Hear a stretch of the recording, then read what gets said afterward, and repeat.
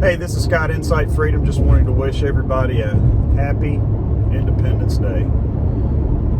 Don't forget Let Freedom Ring, dropping at 5 p.m. Eastern Time this afternoon. If you've got videos, definitely set it to drop at 5 p.m. Eastern. No, I hadn't been around here much over the last year and a half. It just seems like things have rolled one thing into another. Just trying to get things continually moving forward, making sure my kids are going in the right direction, make sure my business is doing what it's got to do. So just want to take a minute and kind of walk backwards before we get back to this point, 245 years ahead of when this actually all started. So why did it start? Why did we seek independence? What were we seeking independence from? If you'll remember, we were the 13 English colonies. So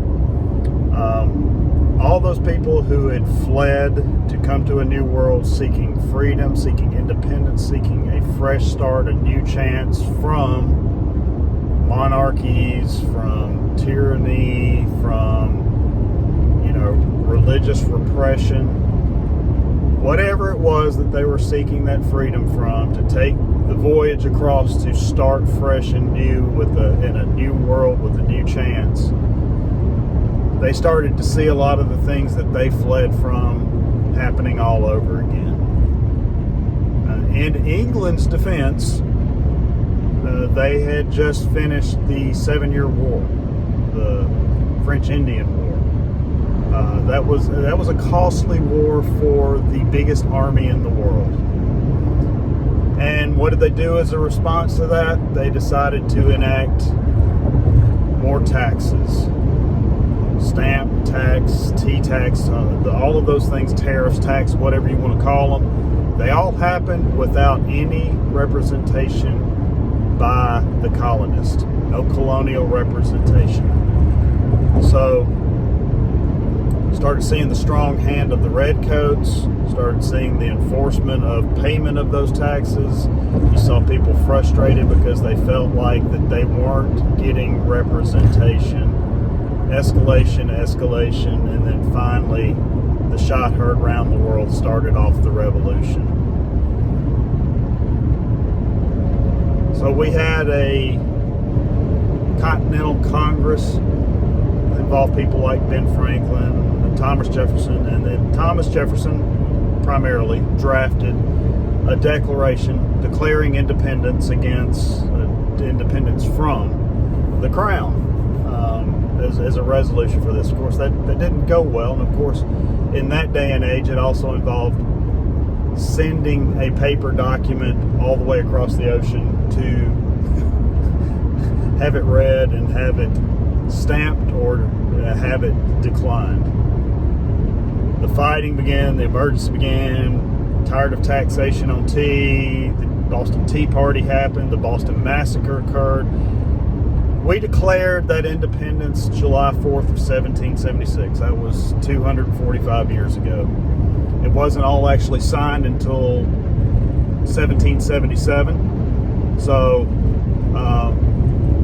that, doesn't really make a bit of difference. We still celebrate that, and the first celebration happened to be in Philadelphia a year following in 1777, July 4th. Just a random celebration occurred, although we were fighting a battle against the biggest and the strongest army and navy in the world. All those common men, those people who were colonists, the people who had come and they fought great odds, they fought a lot of personal cost to come to here and to get that freedom. They fought that valiant war, and that war went on until it finally officially ended, I think, in 1782. That wasn't the end of things for us. those founding fathers, including those men in the Continental Congress, gathered together, debated, wrote letters, wrote papers and documents, debating basically two sides to the formation of this country to assure that we were unique, to set us aside as something different. And throughout that time of debate, which is refreshing when you think about today, debate is often ended with claims of racism, sexism, white privilege. We end debate. We don't have debate anymore. Debate is frowned upon. Debate is shut off by some of the major media sources. In other words, like the internet. A lot of where you're seeing this is, we're not allowed to say certain things about certain things that are happening in our world right now without fear of repercussion or being taken off. But they debated, and they debated from a point of view where the Anti-Federalists did not want this to become again what they had just fought against. They knew that the potential for a government to grow into that. And then you had those who thought that we needed a government to assure and protect those things. So they hashed that out, and they came up with eventually things that should be guaranteed, that are basic human rights, to establish within our Constitution a Bill of Rights that should not be things that are taken away from or infringed or regulated by our government. Basic human rights, inherent rights, God-given rights. And that was what they set that on. So we fast forward here 245 years into where we have debates and discussions, people saying that the Constitution's a dated document, it doesn't really apply anymore, people ignoring the Bill of Rights and continuing to infringe upon those rights.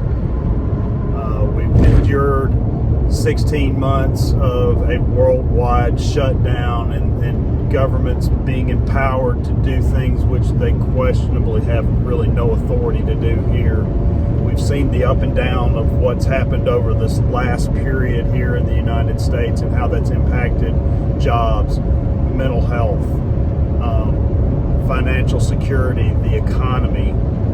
We've seen massive amounts of debt added to an already monumental debt pile. We have seen the effort to not discuss or debate opinions that go beyond the narrative. So all of us have witnessed this, and all of us have made decisions about what we're going to believe or whether we're going to question. On this Independence Day, all I ask is that, and I'm probably preaching to the choir, be critical, be analytical, read, inform yourself, think about things when they don't seem right, and put that process all the way to full thought. Don't just trust what you're told, not by me, not by the media, not by anybody. Be independent. Be a free person. God, I love my brothers and sisters here on YouTube, and y'all are important to me. Happy Independence Day. May this one be unique and different, and may it be an awakening for anybody who needs it to be an awakening. God bless you.